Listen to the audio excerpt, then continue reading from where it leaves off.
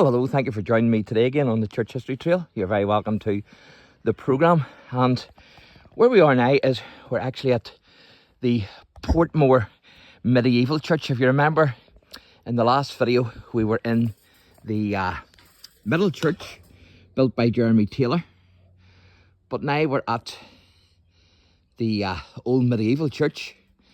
Of course, the Middle Church, the Jeremy Taylor Church, replaced this church. Now, all that's left of this medieval church is a couple of gable walls, but still great to have these.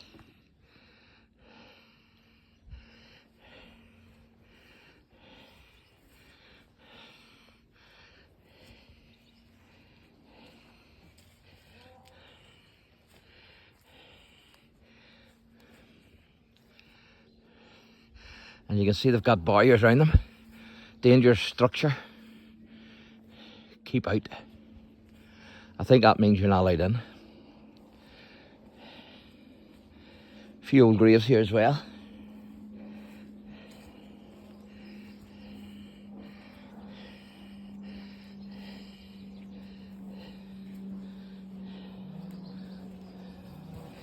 So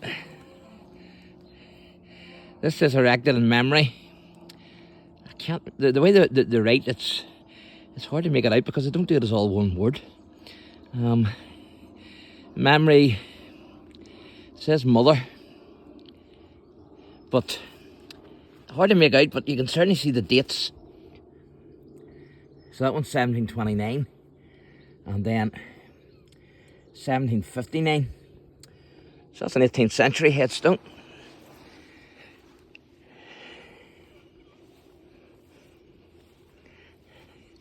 That's the other gable wall there of the old medieval church.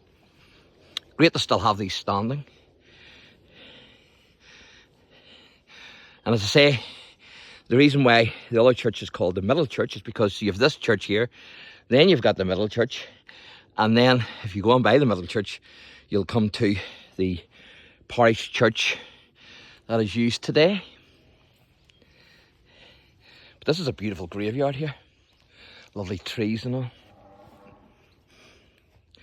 Won't be able to look at those graves, unfortunately.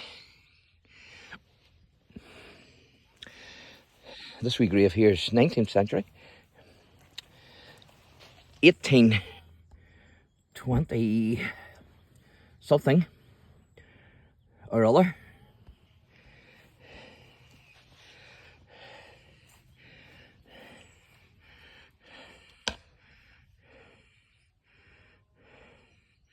Not brilliant.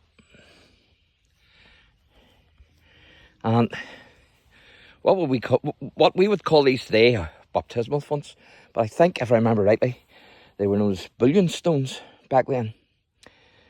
But same idea. They gathered water, and then children or babies were baptized in them, or sprinkled. But great to still have that piece of history there. No doubt about it. And it's a beautiful evening.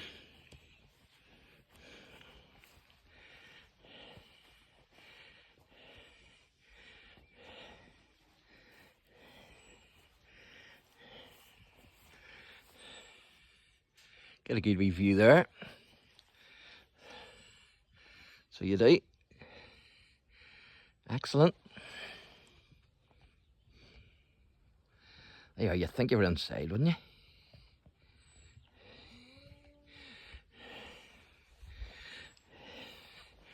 You can see the sun trying to shine through the trees. And it's great because it doesn't get dark now at 10 o'clock. So it's fantastic that way. It means I can do my missionary work through the day, and then in the evening time do a wee bit of church history, where in the winter time you couldn't do that because it was just too dark. But I also have to take time off because I certainly don't want to be run down. In fact, I was at the dentist the other day and he says to me, "You're run down," he says. "You need to take a bit of rest." I told him I was flat out.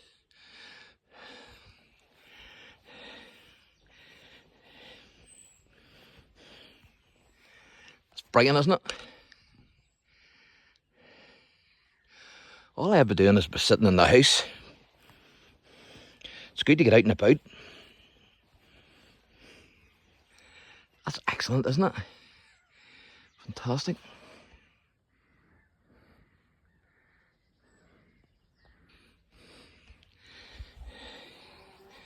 So you can see there's modern graves here as well. As you can see.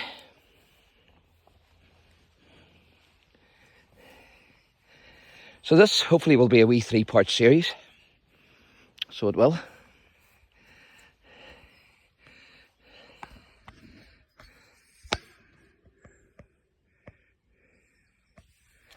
Try and zoom in a wee bit on that for you.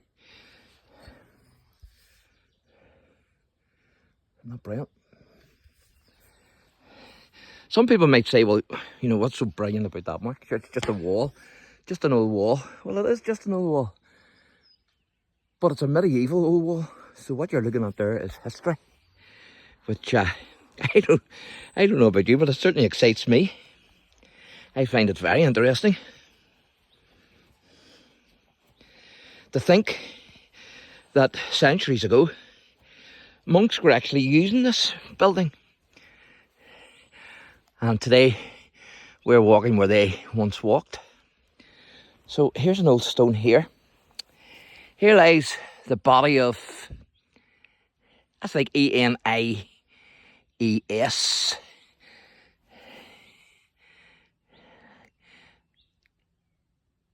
like, I'm not sure.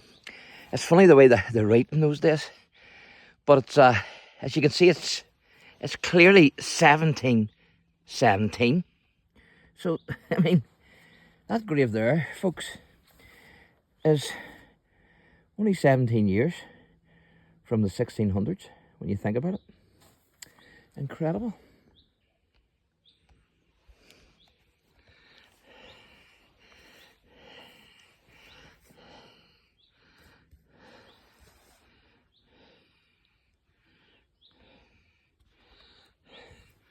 So we'll go around the front here and then we'll wrap this wee video up. And then before I go home, I hope to do the modern day parish church then. And that'll be part 3 of this wee series.